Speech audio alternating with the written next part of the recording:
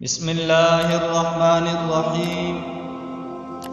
سود کی رقم سے زکوٰۃ ادا کرنا کیسا ہے؟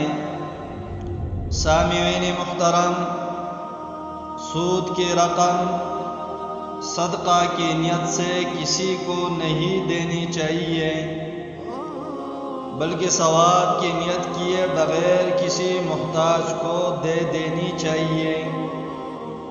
صدقہ تو پاک چیز کا دیا جاتا ہے، سود کا نہیں۔ پس سود کی رقم سے زکوٰۃ ادا نہیں کی جا سکتی۔ بحوالہ آپ کے مسائل ان کا حل، جلد نمبر 3 صفحہ نمبر 414، احسن الفتاوی جلد نمبر 4 صفحہ نمبر 284۔